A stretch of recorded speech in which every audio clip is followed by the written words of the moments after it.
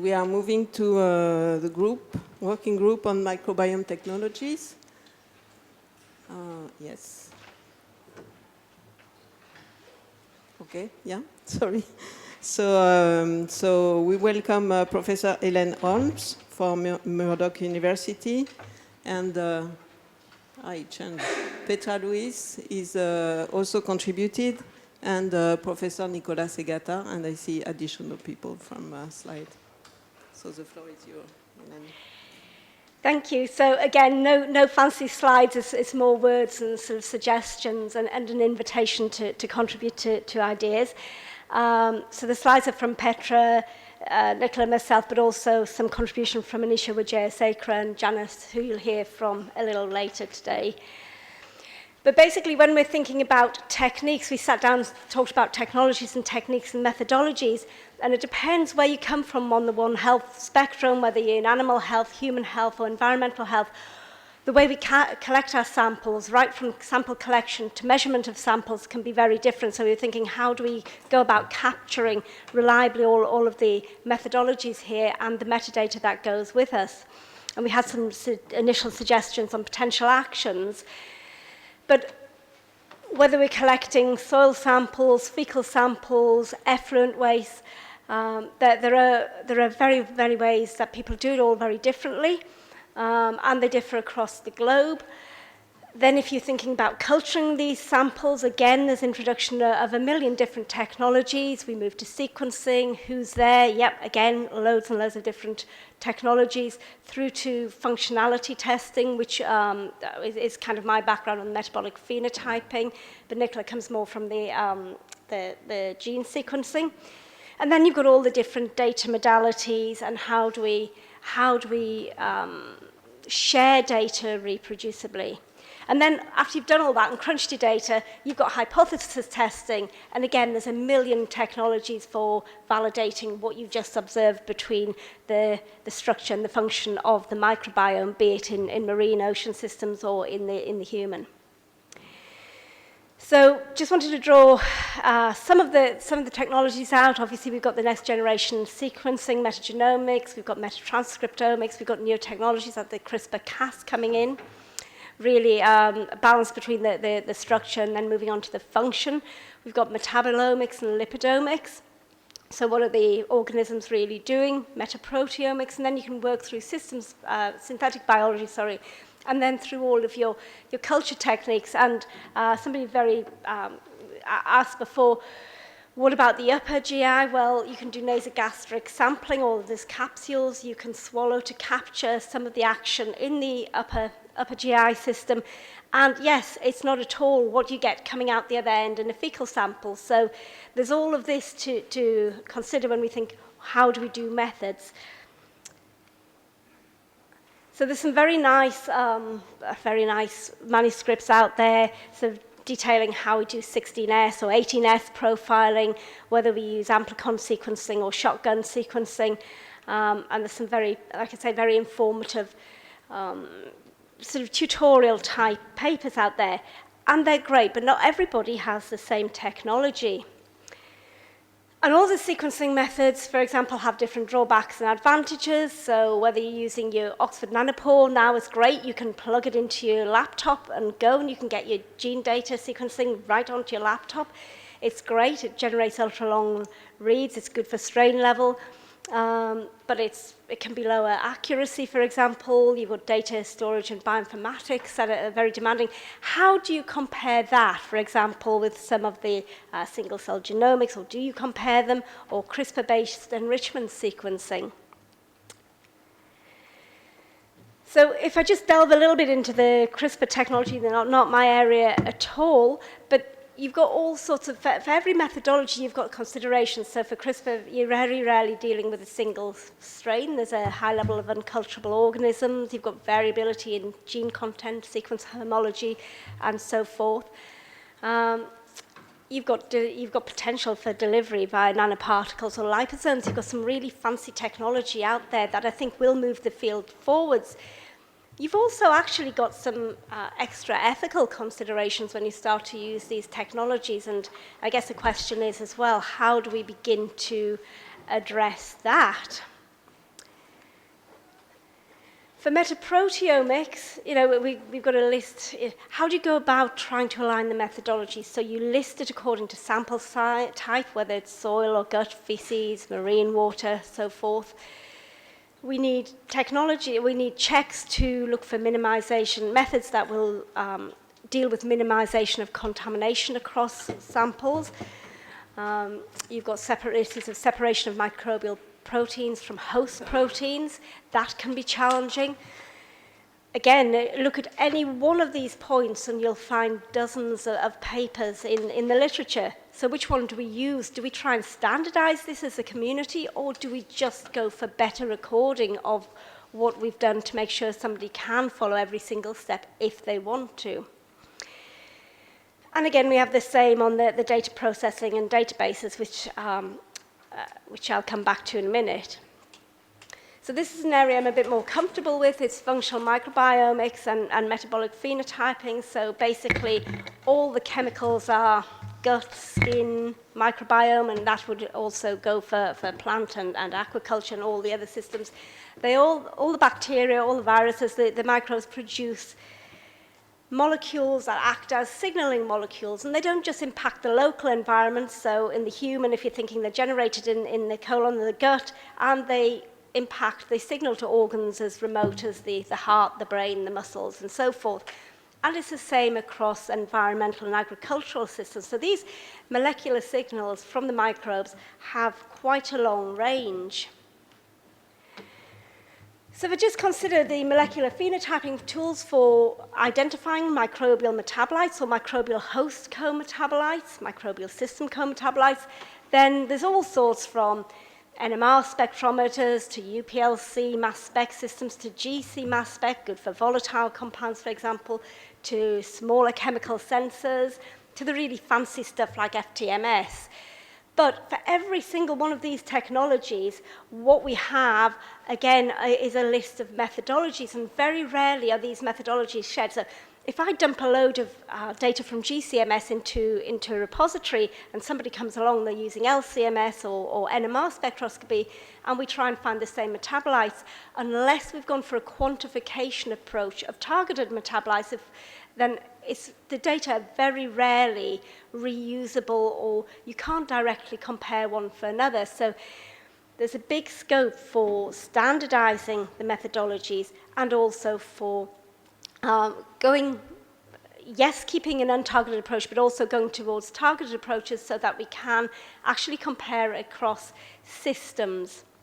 And then we've also got the increase in, the advances in technology. So the spectra I collect today, I can measure maybe 1,000 metabolites. But come 10 years' time, somebody's going to have some fancy mathematical data processing that extracts way more out of the original spectral data. And I think the same is the case for other technologies. So we have to have a way of saying what's usable now and being able to share that as a usable data set, but also saving the raw data, if you like, so when newer technologies or processing does come along, then you can go back and utilize. So it's about time-proofing as well. So I'm going to skip to the microbial culture. So when we're thinking about microbial culture, we've got a lot of different potentials for methodologies. Now, as you know, not all organisms are culturable. So again, you've got various schools of thought. Some people prefer working with cultures because you can ask specific methodological questions and do some hypothesis testing. Other people prefer to go with the untargeted approaches and just try and catalogue what's there and what they're doing without culturing the microbes. But here, if you're thinking about culturing, whether it's batch culturing or bioreactors, or there are, again, 100 different ways of doing it. And you can use enrichment strategies through selective media or adding in particular chemicals. What are you trying to do, and is your work comparable with other laboratories? Again, if you're thinking of imaging microbial communities from the cultures, again, you've got fluorescence-based approaches, you've got electron microscopy. a lot of different ways of doing this. So how can we share our data efficiently? And here we get a disconnect as well from countries like, most of the European countries versus some of the countries, say South America and so forth, that may not have so many resources. So how can we make this a bit fairer and also make things that are relatable across global communities? So just to give you a quick example, we've been looking at batch cultures and continuous cultures, and this is a diagram from Glenn Gibson and Anisha's lab in Reading. But you have so many different batch cultures. You can mimic the whole intestine, or you can go for colonic, and you fill them with media. It's all different. The idea is that you maintain anaerobic conditions, but if you follow any system, you see changes over time. So again, when do you sample? What are our methods? What do we, and is sampling at 24 hours universal, or is there a lot of variation? So how do you define what's a reproducible experiment and methodology here? And we can use these bioreactors either to look at environmental growth of tomato plants, what have you, or you can use it to look at prebiotics, probiotics. It doesn't give you the whole story, but they can give us a window on functionality, which is what's nice about the bioreactors. But one thing that we've noticed, this is a slide from Janet, but if you take a bioreactor, then what you can see is if you take a fecal sample and you look at the file in the GM repo, so this is the sequence data from human feces, you'll find 310, or we found 310 different species that weren't present in the bioreactor. We just couldn't culture those. But equally, we found 36 bacterial species that were present in the bioreactor because we provided a strange environment or a different environment that they grow. So how do you know what's real? And how do we move more to understanding natural environment versus our cultured environments in the laboratory? And if you just take some metagenomics from all the different bioreactor models out there, you don't see any clustering according to the type of reactor model. What you see is a clustering according to the samples and the human, this is from a human fecal samples, but you see samples according to the origin of the sample rather than the actual technology. Also, we have to think about, if you're looking at batch culture or bioreactors, some of our chemicals are the bacteria are chiral. They like different chirality. Chirality does matter, so when we're making our media, we have to consider this for the bacteria. Again, it's nice to have lists of what is and isn't good. So if you incubate fecal bacteria on D fucose and L fucose, the bacteria will use L but not D.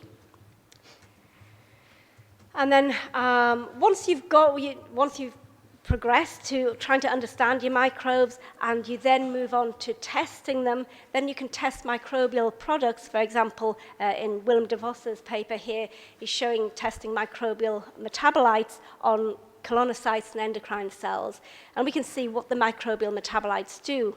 So we can test microbial metabolites in vitro systems, be it organoids or plants. We can look at shoots and roots and the various growth parameters. We can look at pollutant degradation and nutrient cycling in water systems. Again, all of these come with methods. How do we capture these methods efficiently and share them? So each of the testing systems requires complex SOPs, workflows, and bioinformatics. Also, when you come to the mathematical modeling, and this is a slide from Petra, you can either go with ecological models, which are based on species or cells, and you know what the traits are associated, so nutrients, metabolic pathways, and so forth. And you can model the development of a community over time. Or you can go to genome scale metabolic models. So this is based on metagenomic data and the potential, focus on metabolism and the potential of these, the communities for metabolism. So by integrating, the real way forward probably is by integrating ecological and genome scale model approaches. And we've got a lot of machine learning technologies for doing that too. But again, processing and pre-processing have to be absolutely defined. So we came up with some suggestions as how we can optimize methodologies for microbiome research across domains, and these are only suggestions. We would love to incorporate suggestions from everybody else as well. But developing shared open access, multi-kingdom microbiome reference databases and reference libraries, stratified by environment, so human, animal, soil, water, and so forth, is obviously one way to go. Providing access to SOPs for metadata standards, so context-aware data. If you just dump some genomic data or some metabolomic data into a database and say, here you go, guys, there's the, these ones are from this condition, these ones for another, it's not really helpful. We need to put the context around them. So how much context do we need? Do we need age, gender? Do we need where the geographical region? Do we need salinity? And so forth. So providing context-aware data as reference databases is important, we feel. We need harmonized methods for data provenance and sample tracking if possible. There's also huge potential for linking the amazing projects out there, so the Earth Microbiome Project and the Human Microbiome Project. Can we actually link the outputs coherently into a centralized system? We can think about repurposing or even identifying cloud-based analysis tools so we can produce so we can synthesize multi-omic data. So can we put the gene data in there plus the protein data and the metabolomics data so that people have access to multiple omic modalities? There's obviously potential for working groups and white paper to share best practice guidelines, and I think it's a nice way to start. It can help inform regulatory frameworks, but I think we really need to go a step further and out of that paper define something that will help going forwards. Or we can do with harmonizing sample collection. If you're collecting for metagenomics and you use something like DNA or RNA later, that's not always good for metabolic profiling. So are there sort of shared sample collection protocols that we can standardize that will help everybody analyze different layers of omic science?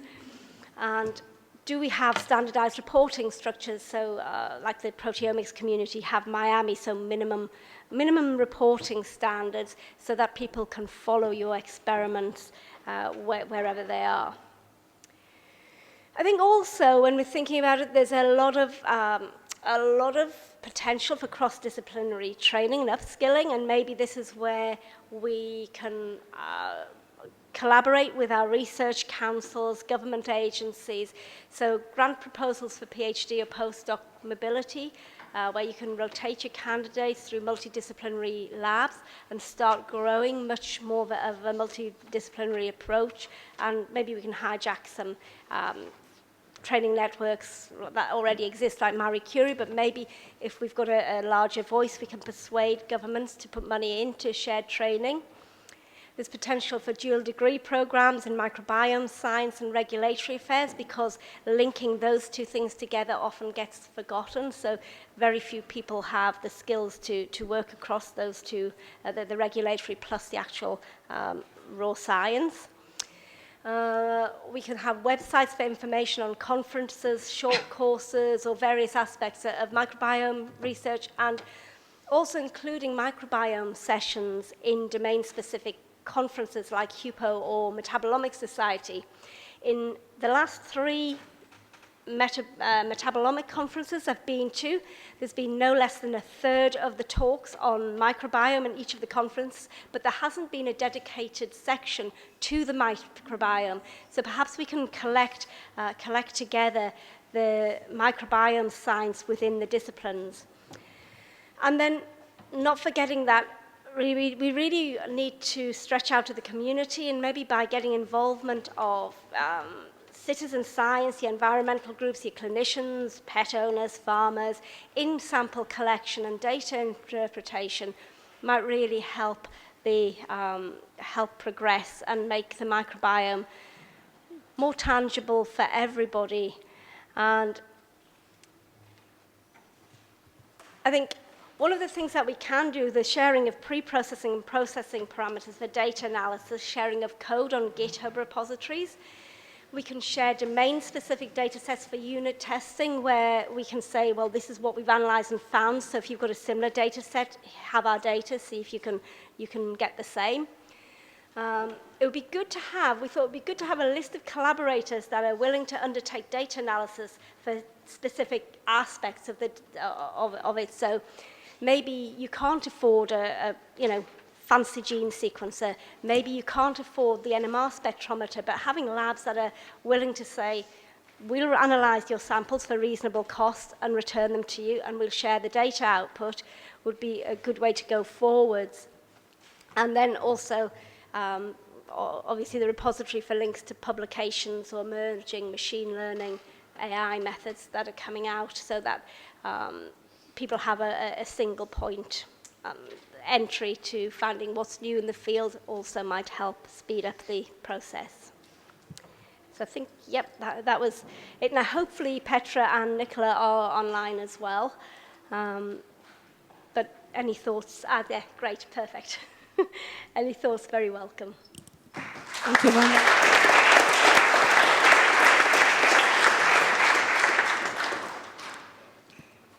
Thanks a lot for this very interesting presentation. I think it shows how humble we should be considering what we know in microbiome science, taking into account all those variation and limitation of technologies that often we just forget about and just focus on our aims. Is there any question? Yes. Ah, yes. No, not yet. Yeah. Thank you so much for your presentation. I just always thinking of one thing, localization, contextualization, or tailoring our implementation approach specific to the local context that we have in terms of policy, in terms of health landscape or whatever. Okay, how that's being considered. Even this is a question to the previous working group as well.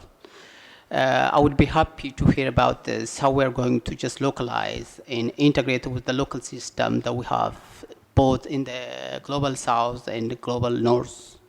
That's the basic question that I would like to raise. Thank you. Sorry, just let me paraphrase, see if I understand. The difference between the way localized experiments are collected, north versus south, basically. Yes, how can we integrate the local system, with the local system, and be able to implement it to achieve the objectives that we are setting? Because we're coming here from different contexts. That's what. Can you switch off your mic? Yeah. Repeat? Yes. I'm just thinking of, being able to achieve the objective that we are setting at local level.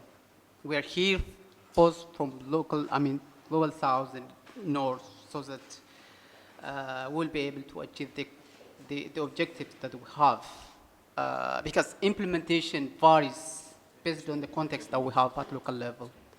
Mm-hmm. So how we are just thinking of, localizing or contextualizing those things so that we'll be able to achieve more or less the objective that we are setting.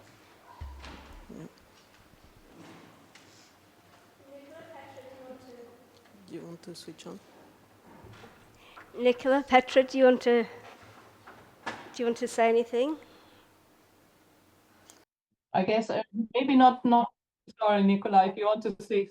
Oh, I don't know whether this works better. I turned my audio down. I'll be brief because I don't know if you can hear me properly.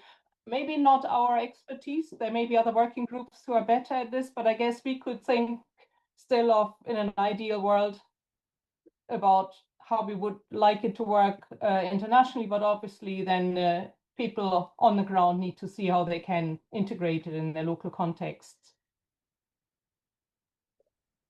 Yeah, I think I can add that clearly it's extremely important to have representation of as many different populations as possible with all the models, all the techniques, all the technologies that we have. But and this can be difficult in some situations for some a lot of practical and also maybe political issues. But one thing for me that is extremely important is to be able to reuse the data to then contextualize any local community. So, and this comes back to the metadata issue. So we really need to make sure that there is an easy way and to put the metadata available so one can reuse and contextualize in the local communities the results of each experiment.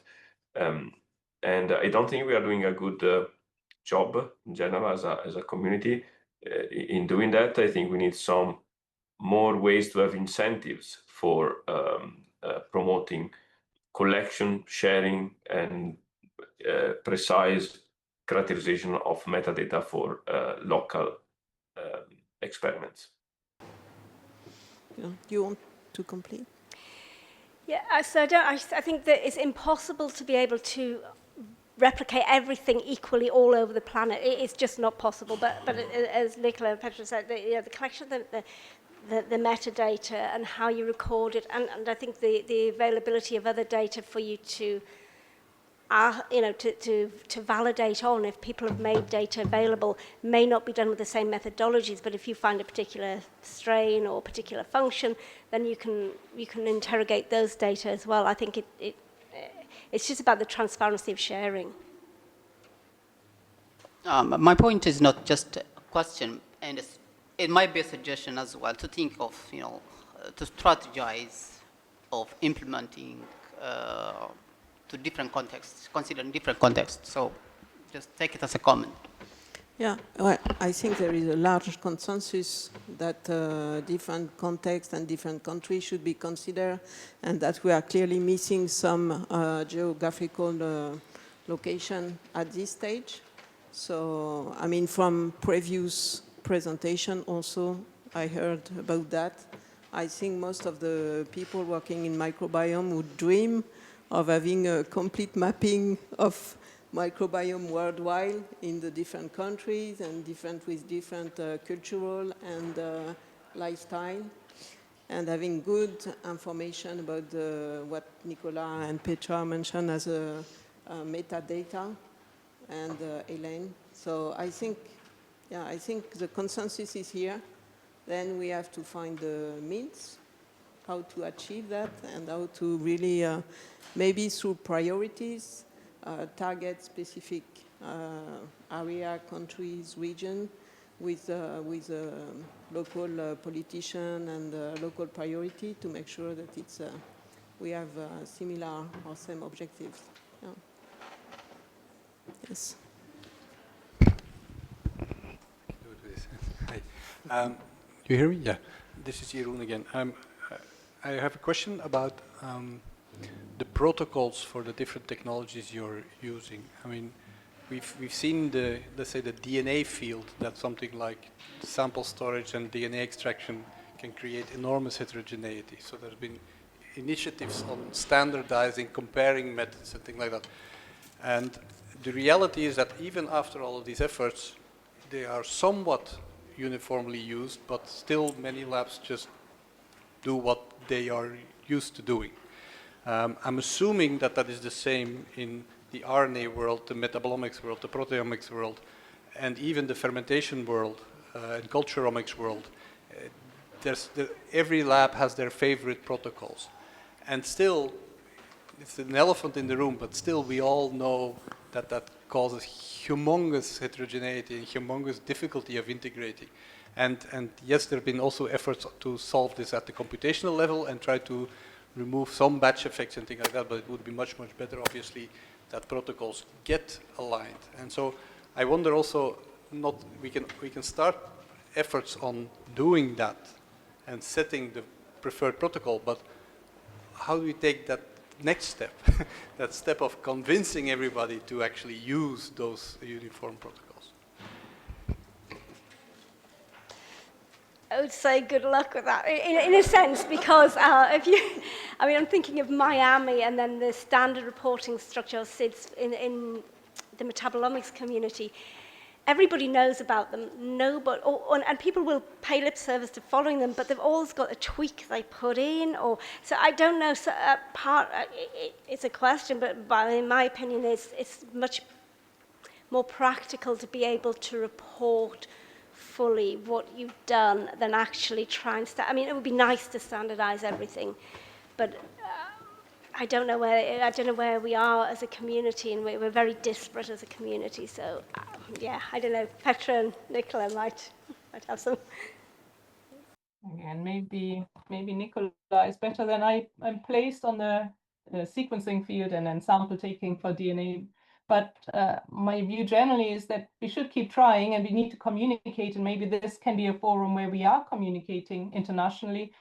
But I think we also need to make sure that we don't just go for one protocol and not worry about that we get such different results. As long as we get different results, but we're not quite sure which protocol to pick, it's also very dangerous to just go on one protocol. So again, I don't know whether Nicola has further views on this.